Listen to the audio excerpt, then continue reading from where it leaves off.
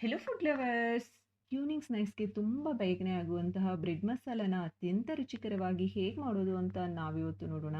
ನೀವು ನಮ್ಮ ಚಾನಲ್ಗೆ ಹೊಸದಾಗಿ ಬಂದಿದ್ದೀರಾ, ಹಾಗಾದರೆ ಇವಾಗಲೇ ನಮ್ಮ ಚಾನಲ್ನ ಸಬ್ಸ್ಕ್ರೈಬ್ ಮಾಡಿಕೊಂಡು ನಮ್ಮ ರೆಸಿಪೀಸ್ನ ಎಂಜಾಯ್ ಮಾಡಿ. ನಾನು ನಿಮ್ಮ Lakshmi, welcome to Lakshmi recipes. ನೋಡಿ ವೀಕ್ಷಕರೇ, ನಾನಿಲ್ಲಿ 6 ಬ್ರೆಡ್ ಸ್ಲೈಸಸ್ನ ಹೆಡ್ಜಸ್ ಕಟ್ ಮಾಡಿ ಈ ಶೇಪಲ್ಲಿ ಕಟ್ ಮಾಡ್ಕೊಂಡಿದ್ದೀನಿ. ನಿಮ್ಮ ಇಷ್ಟ ಯಾವ ಶೇಪಲ್ಲಾದರೂ ಕಟ್ ಮಾಡ್ಕೊಳ್ಳಿ. 2 ಈರುಳ್ಳಿನ ಚಿಕ್ಕದಾಗಿ ಕಟ್ ಮಾಡಿ ತೊಗೊಂಡಿದ್ದೀನಿ. 1 ಟೊಮೊಟೊನೂ ಅಷ್ಟೇ ಚಿಕ್ಕದಾಗಿ ಕಟ್ ಮಾಡಿ ತೊಗೊಳ್ಳಿ. ಅರ್ಧ ಟೇಬಲ್ ಸ್ಪೂನ್ ಖಾರದ ಪುಡಿ ತೊಗೊಂಡಿದ್ದೀನಿ, ನಿಮ್ಮ ಖಾರಕ್ಕೆ ಅನುಗುಣವಾಗಿ ತೊಗೊಳ್ಳಿ. ಅರ್ಧ table spoon garam masala, 1/4 table spoon ಅರಿಶಿನ ಪುಡಿ, 1/4 ಟೇಬಲ್ ಸ್ಪೂನ್ ಜೀರಿಗೆ ಪುಡಿ ತೊಗೊಂಡಿದ್ದೀನಿ, ಇದು ಆಪ್ಷನಲ್ಲು. 3 ಟೇಬಲ್ ಸ್ಪೂನ್ ಟೊಮೊಟೊ ಕೆಚ್ಚಪ್ಪು, ಅರ್ಧ table spoon ginger garlic paste, ಸ್ವಲ್ಪ ಕೊತ್ತಂಬರಿ ಸೊಪ್ಪನ್ನ ಚಿಕ್ಕದಾಗಿ ಕಟ್ ಮಾಡಿ ತೊಗೊಂಡಿದ್ದೀನಿ, ರುಚಿಗೆ ತಕ್ಕಷ್ಟು ಉಪ್ಪು, 4 ಟೇಬಲ್ ಸ್ಪೂನ್ ಎಣ್ಣೆ.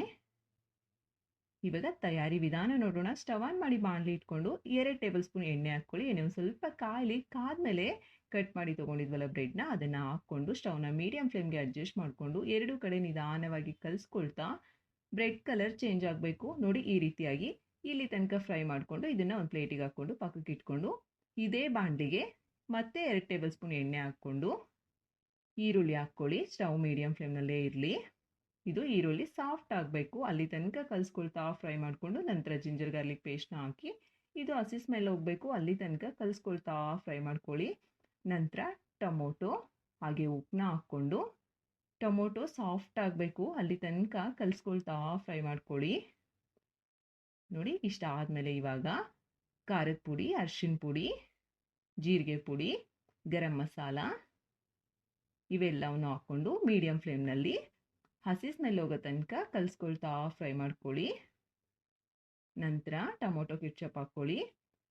ಎಲ್ಲದನ್ನು ಮೀಡಿಯಂ ಫ್ಲೇಮ್ನಲ್ಲೇ ಪ್ರಿಪೇರ್ ಮಾಡ್ಕೋಬೇಕು. ಇದು ಅಷ್ಟೇ 1 ನಿಮಿಷ ಈ ರೀತಿ ಕಲಿಸ್ಕೊಳ್ತಾ ಫ್ರೈ ಮಾಡ್ಕೊಳ್ಳಿ. ಕಲಿಸ್ತಲೇ ಇರಬೇಕು, ಇಲ್ಲಾಂದರೆ ತಳ ಅಂಟುತ್ತೆ. ನೋಡಿ, ಇಷ್ಟ ಆದಮೇಲೆ ಬ್ರೆಡ್ ಸ್ಲೈಸಸ್ನ ಹಾಕ್ಕೊಂಡು ಬ್ರೆಡ್ಗೆ ಮಸಾಲ ಎಲ್ಲ ಚೆನ್ನಾಗಿ ಅಂಟಬೇಕು. ಆ ರೀತಿಯಾಗಿ ನೋಡಿ, ಈ ರೀತಿ ನಿಧಾನವಾಗಿ ಕಲಿಸ್ಕೊಳ್ತಾ ಫ್ರೈ ಮಾಡ್ಕೊಳ್ಳಿ. 1 ರಿಂದ 2 ನಿಮಿಷ ಟೈಮ್ ಹಿಡಿಯುತ್ತೆ ಕಲಿಸ್ಕೊಳ್ತಾ ಫ್ರೈ ಮಾಡ್ಕೊಳ್ಳಿ.